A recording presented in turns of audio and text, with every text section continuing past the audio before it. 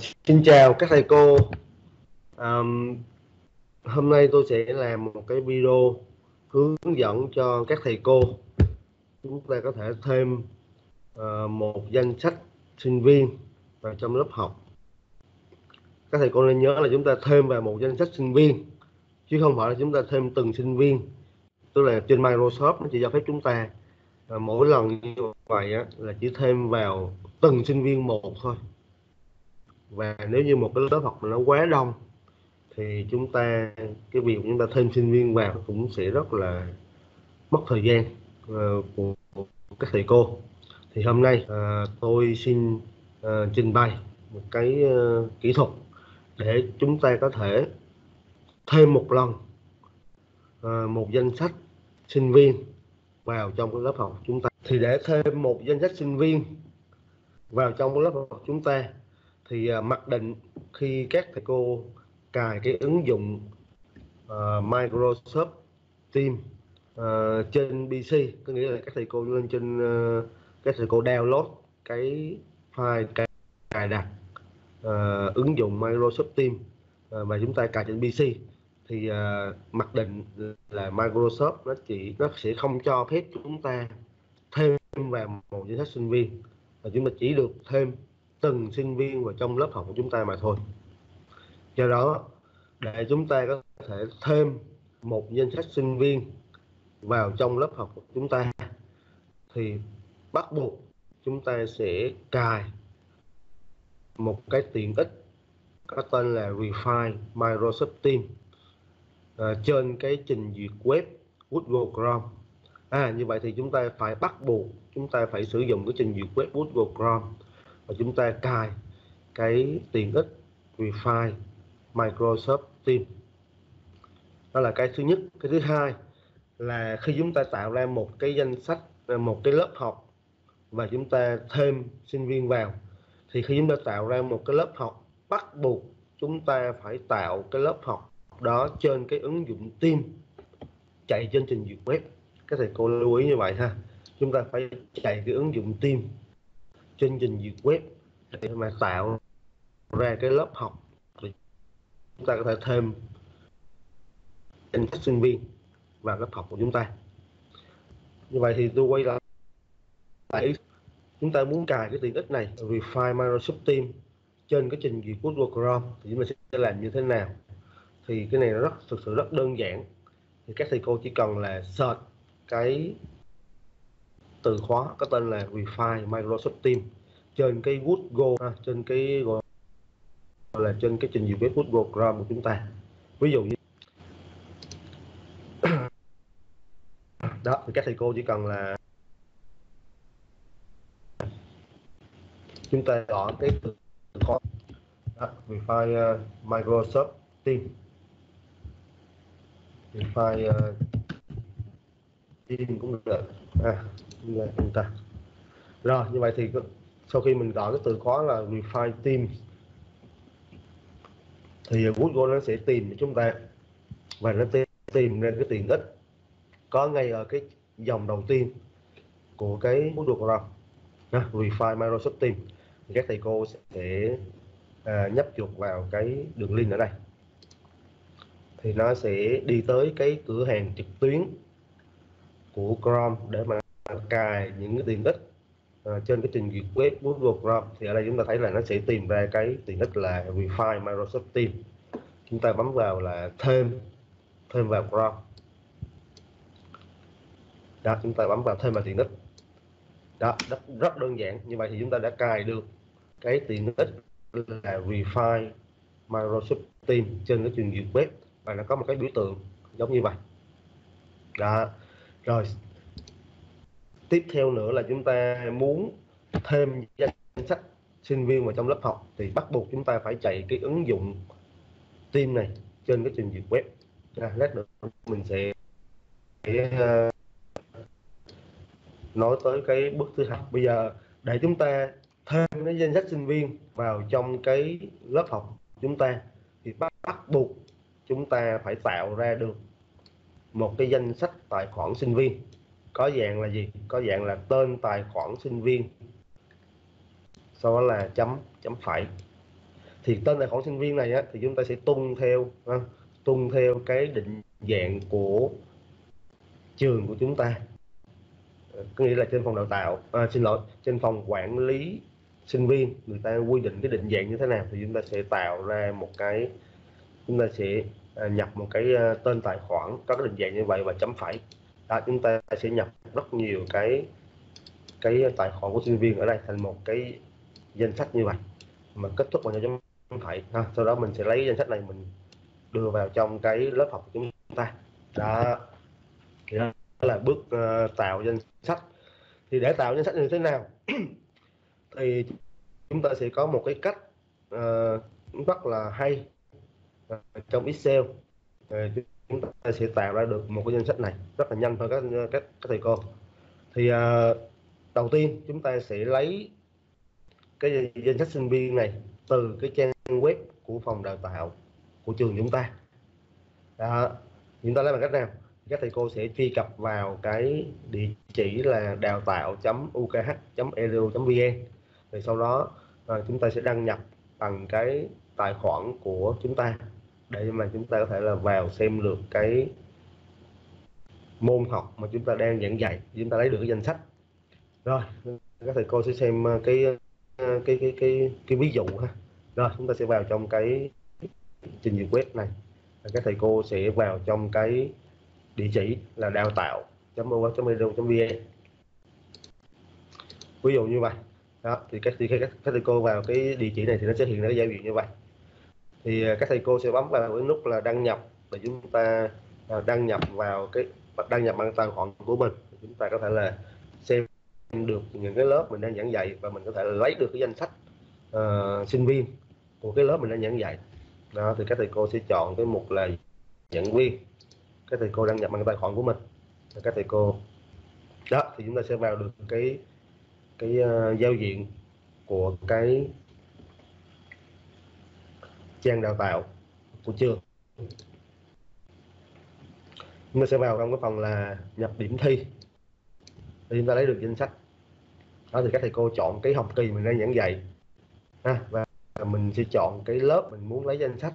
Ví dụ như ở đây học kỳ 2 thì tôi đang giảng dạy cái môn là các thiết bị và môi trường truyền của cái lớp công nghệ thông tin K45, thì tôi muốn lấy danh sách của cái lớp học này thì tôi sẽ bấm vào cái chỗ là xuất Excel.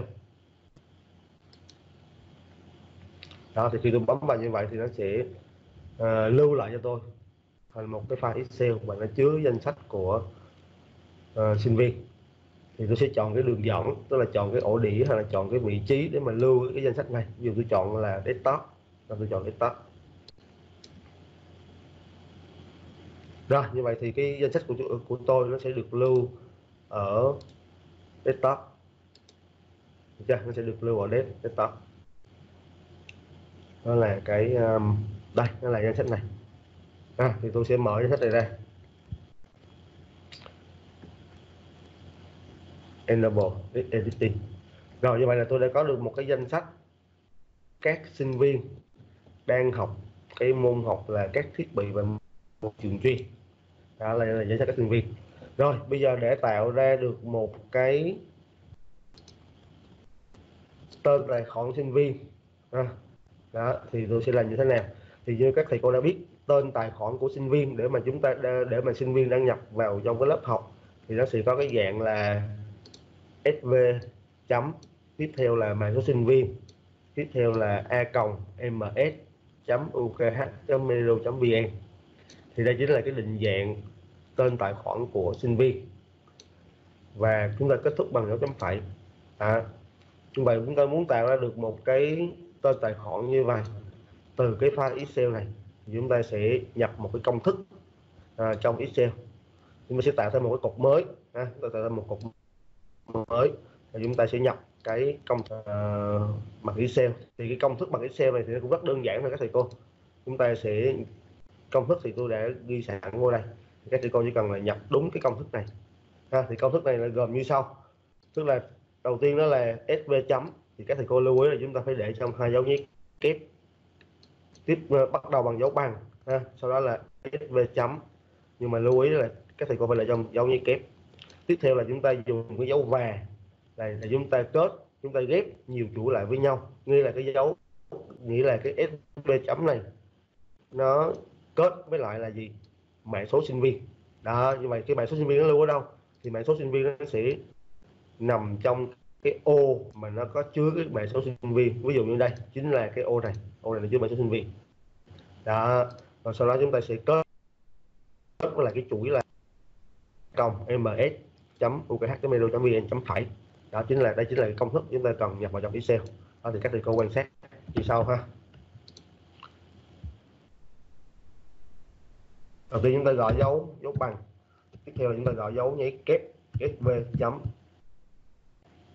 rồi chúng ta kết lại, chúng ta sử dụng cái dấu và chúng ta ghép nhiều chuỗi lại với nhau. Như vậy cái chuỗi tiếp chúng ta cần ghép với lại chữ sv chấm này chính là cái mã số sinh viên. Như vậy thì cái mã số sinh viên chúng ta sẽ lấy từ cái ô mã số sinh viên ở đây, thì chúng ta sẽ chỉ cần, các thầy cô chỉ cần đơn giản là gì, chúng ta chỉ cần click chuột vào ô này thôi, chúng ta không cần phải nghĩ ngợi nhiều, chúng ta chỉ cần nhấp chuột vào cái ô mã số sinh viên này tương ứng với là cái dòng mà chúng ta đang gọi công thức.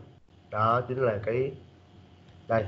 Tiếp theo chúng ta sẽ kết với lại cái định dạng của trường chúng ta, đó là a cộng ms chấm ukh chấm edu chấm vn. Các thầy cô lưu ý chúng ta phải có dấu chấm phẩy theo cái quy ước để mà tạo ra một cái danh sách sinh viên, chấm phẩy. Rồi sau đó các thầy cô đóng gọi với kép lại. Như vậy chúng ta đã có được một công thức để mà có được cái định dạng tên tài khoản của sinh viên tương ứng. Các thầy cô nhấn enter. Như vậy các thầy cô thấy là chúng ta đã có được một cái định dạng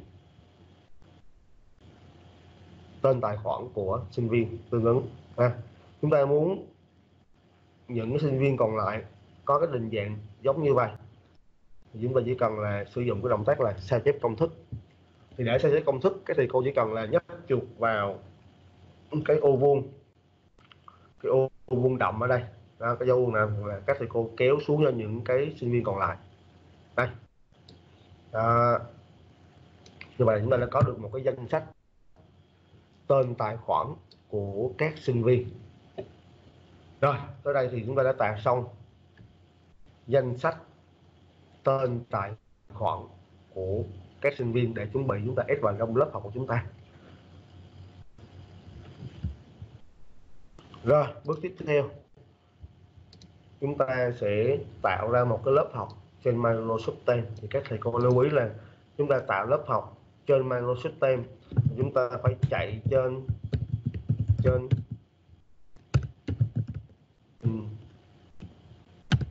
chúng ta chạy trên là Google Chrome ha. Các thầy cô lưu ý. Đó, chúng ta phải chạy trên cái trình duyệt web này. Thì ở đây chúng ta sẽ mở cái trình duyệt web lên. Đây chúng ta quay lại cái bước số 2. Chúng ta chạy cái trình duyệt web Google Chrome lên và chúng ta nhập cái địa chỉ này vào là portal.office365.com. Chúng ta mở này lên.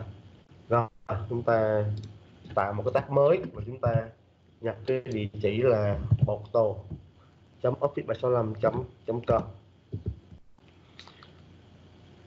Rồi sau đó các thầy cô đăng nhập bằng cái tài khoản Office 365 của các thầy cô thì nó sẽ vô cái giao diện Office 365 giống như vậy. Và các thầy cô chọn là Microsoft Teams ở đây. Thì đó là chúng ta đã hoàn thành cái bước gọi là chạy cái ứng dụng Teams trên duyệt web. Rồi như vậy là tôi đã được vào được cái giao diện Microsoft Teams trên trình duyệt web. Các thầy cô nhớ chúng ta phải chạy trên trình duyệt web nha. Rồi tiếp theo là chúng ta sẽ tạo một cái lớp học trên Microsoft Teams và chúng ta sẽ thêm cái danh sách sinh viên chúng ta vừa mới tạo ở đây. Danh sách sinh viên chúng ta vừa tạo đây vào trong lớp học chúng ta. Rồi thì để minh họa cho cái việc mà thêm danh sách sinh viên vào trong lớp học thì tôi sẽ tạo ra một cái lớp học mới. Rồi tôi tạo ra một cái nhóm mới, tôi tạo lớp học và tôi đặt tên là, ví dụ tôi đặt tên là lớp test đi, test thêm danh sách sinh viên. Rồi cái phần mô tả này thì các thầy cô muốn nhập gì tùy các thầy cô ha. Rồi sau tôi nhấn cái nút là tiếp theo. Rồi thì các thầy cô thấy nó khác biệt ở một chỗ là nếu như các thầy cô tạo, khi các thầy cô mà chưa cài cái tiện ích là Refine Microsoft Teams này á, thì các thầy cô sẽ không thấy nó có một cái ô text box để cho mình nhập cái danh sách sinh viên vào đây, mình sẽ không thấy cái chỗ này. Thì nếu như mà thầy cô cài cái ứng dụng cài cái tiện ích là Refine Microsoft Teams vào trong cái gọi là cái trình duyệt của Google Chrome này, thì các thầy cô sẽ thấy nó có một cái ô text box ở đây. Thì đó là cái điều khác biệt khi các thầy cô cài tiện ích Microsoft Teams. Rồi thì ngay cái bước này á, thì chúng ta chưa có nhập, chúng ta chưa có nhập vội cái danh sách sinh viên vào trong cái ô này. Chúng ta tạm thời chúng ta bấm bỏ qua, bỏ qua để chúng ta tạo ra được một cái lớp học mới và nó chưa có thành viên, nó chưa có sinh viên nào hết. Các cô nhớ chúng ta bấm bỏ qua bước chỗ này. Rồi sau đó là gì, chúng ta đã có được một cái lớp học mới và chúng ta chưa có sinh viên nào hết. Rồi bây giờ cái bước tiếp theo là gì, chúng ta sẽ thêm danh sách sinh viên vào lớp học. Thì cũng trên cái trình duyệt web này, thì khi chúng ta có được cái lớp mới này rồi thì các thầy cô bấm vào dấu 3 chấm ở đây, các thầy cô chọn là thêm thành viên. Các thầy cô nhớ thêm thành viên. Rồi thì lúc này các thầy cô thấy là nó khác biệt với lại cái thêm thành viên mà các thầy cô đã từng thấy, tức là nó không có cái ô text box này, tức là có cái ô này khi nào chúng ta cài cái tiện ích Refine Microsoft Teams thì nó mới có cái ô này cho chúng ta. Rồi thì ngay cái bước này thì các thầy cô sẽ mở lại cái file Excel và chúng ta đã tạo được một cái danh sách tên tài khoản của sinh viên như hồi nãy. Các thầy cô sẽ bôi đen danh sách sinh viên tên tài khoản ở đây và các thầy cô chọn copy, tức là các thầy cô nhấn copy, hoặc là các thầy cô bấm tổ hợp phím Ctrl C để chúng ta copy cái danh sách tài khoản ở đây. Rồi chúng ta copy, sau đó các thầy cô mở lại cái ứng dụng tên trên trình duyệt web và các thầy cô click chuột là cái ô text box ở phía dưới này và các thầy cô nhấn Ctrl V. Các thầy cô nó thấy sẽ có dư một cái dòng trống ở dưới đây, thì các thầy cô xóa cái dòng trống này đi bằng cách là các thầy cô nhấn cái phím là Backspace trên bàn phím của chúng ta. Các thầy cô nhấn phím Backspace thì chúng ta xóa cái khoảng trắng này đi. Rồi sau đó các thầy cô bấm vào nút Pull Import, các thầy cô nhấn vào nút Pull Import. Rồi các thầy cô chờ một tí xíu thì lúc này nó sẽ add danh sách sinh viên mà chúng ta đã copy từ cái file Excel này, nó sẽ add vào trong cái lớp học chúng ta. Add một lần các thầy cô lưu ý chúng ta add một lần tất cả các sinh viên trong cái file Excel này của chúng ta. Đó, các thầy cô nhớ như vậy, chứ chúng ta không phải add từng sinh viên một như cách mà chúng ta làm trước đây. Chúng ta add một danh sách luôn, như vậy thì các thầy cô thấy là rất là tiện. Rồi sau khi nó hiện ra cái chữ please wait này rồi thì các thầy cô sẽ bấm nút đóng. Rồi như vậy thì các thầy cô đã hoàn thành cái việc thêm một danh sách sinh viên vào lớp học chúng ta. Thì các thầy cô muốn kiểm tra lại, các thầy cô sẽ bấm vào dấu 3 chấm, các thầy cô bấm vào nút là xem nhóm. Đó, thì rõ ràng các thầy cô thấy là nó sẽ có tất cả những thành viên mình vừa mới add vào, tức là hồi nãy mình add 7 sinh viên, đây ví dụ đây là 7 sinh viên, các thầy cô thấy là nó sẽ nằm trong cái thành phần này chúng ta. Đó thì các thầy cô thấy nó sẽ add như vậy. Thì rõ ràng là với cái cách vừa rồi add một chứ không phải chúng ta add từng trong một lớp học, thì nó sẽ tiết kiệm rất nhiều công sức cho các thầy cô. Thì đó chính là cái kỹ thuật mà tôi muốn chia sẻ đến cho các thầy cô, và chúc thầy cô thành công.